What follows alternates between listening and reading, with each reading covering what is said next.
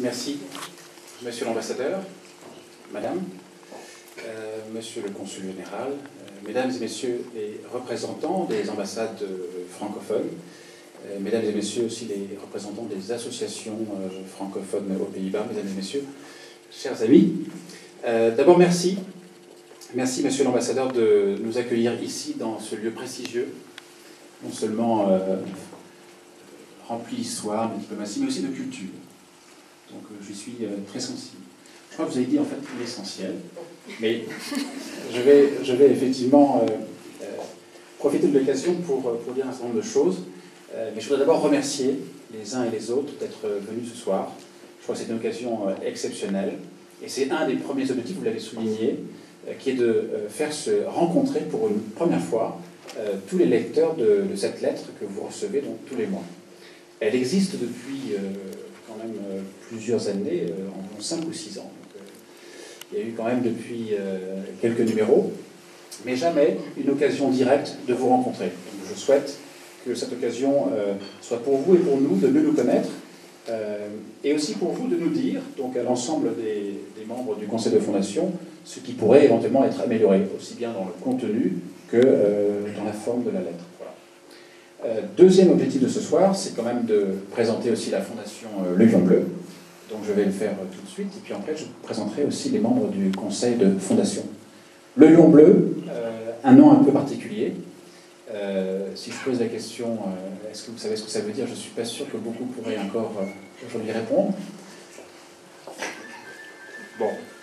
Le lion, en fait, le symbole du royaume des Pays-Bas, et le bleu, comme couleur fétiche des Français. Mais en fait, la Fondation a quand même une visée beaucoup plus large, puisqu'on s'intéresse, et là je parle maintenant des objectifs de la Fondation, à améliorer le dialogue entre les cultures francophones au sens large et la culture néerlandaise. Donc ça, c'est l'objectif principal. Donc ça veut dire qu'effectivement, vous l'avez souligné, on a la volonté d'aider principalement, effectivement, les francophones aux Pays-Bas à mieux s'intégrer, à choisir l'occasion de leur séjour ici, qu'il soit court ou qu'il reste plus longtemps, de s'enrichir. De s'enrichir, en fait, parce que c'est une occasion extraordinaire de découvrir un nouveau cadre culturel. En tout cas, j'en parle pour mon expérience et aussi celle de mes collègues au sein du conseil de fondation. On est tous passionnés par le pays dans lequel on est, et on en apprend encore tous les jours. Donc ça, c'est un des grands objectifs de la fondation. C'est une fondation qui est jeune, puisqu'on a créé la fondation il y a 2 ans, donc en mars 2009. Ça veut dire qu'on est encore en train de se poser des questions, comment justement faciliter ces objectifs, comment améliorer d'une part l'intégration des Français, mais aussi essayer de donner effectivement aux Néerlandais une autre vision de celles qu'ils peuvent avoir avec des clichés, avec des idées reçues. Je pense qu'on peut faciliter aussi tout ça autre, justement, la promotion d'artistes français en dehors des canaux officiels, comme celui du service culturel, de l'Institut français ou de l'ambassade. Donc ça, c'est pour nous un aspect important de notre objectif. Je vais maintenant passer à la présentation du conseil de fondation et les remercier surtout pour le travail qu'ils font bénévolement toute l'année. Hélène de Grise, qui est traductrice et journaliste, et c'est à elle que l'on doit le Petit Futé aux Pays-Bas. Elle a aussi un rôle dans l'organisation du 13 juillet, le bal du 13 juillet que l'on organise avec l'Entente francophone, qui est une autre structure. Michiel Sprook, qui lui est néerlandais, trésorier, et qui s'intéresse depuis longtemps à la relation franco-néerlandaise. Il a travaillé et vécu en France aussi. Marie Brisdet, qui est avocate française, et qui s'investit elle aussi dans la relation franco-néerlandaise, puisqu'elle préside une fondation de juristes et d'avocats franco-néerlandais, donc très important. Martine Ecky, qui a été très longtemps active, pour une fois, dans cette relation, en faisant la promotion des artistes français ici aux Pays-Bas, et en aidant aussi les artistes néerlandais en France. Et Martine est actuellement encore... elle propose chaque mois, en fait, toujours de grands événements très intéressants, donc je vous les conseille. Ce sont des bistrots chansons. C'est une idée assez originale et très plaisante. On dîne et on entend, enfin on écoute donc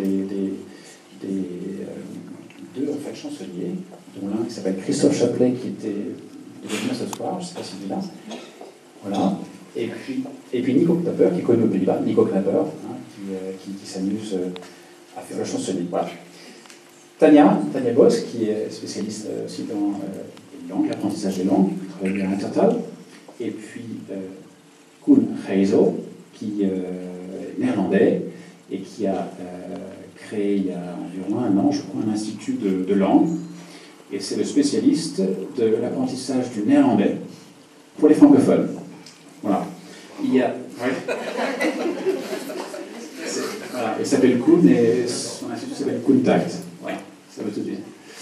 Nicole Deté, qui est là aussi, et qui est aussi membre du conseil de fondation, qui est juriste, qui travaille depuis longtemps, et qui est belge surtout, absolument.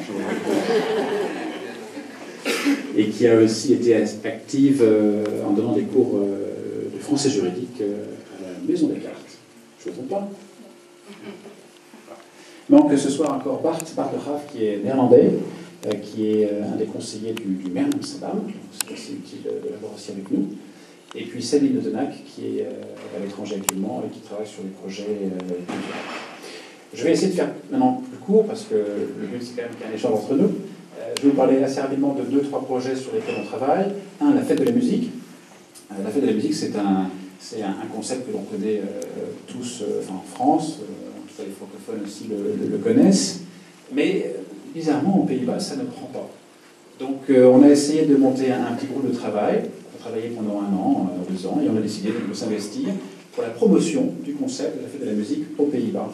Ça veut dire quoi? Ça veut dire en fait essayer de convaincre les Néerlandais de prendre eux-mêmes l'idée en main et la développer. Donc on ne va pas nous-mêmes organiser, un événement, on va par contre aider, on va faire la promotion du concept par un site internet, par une plateforme sur internet pour expliquer ce qu'est le concept, etc.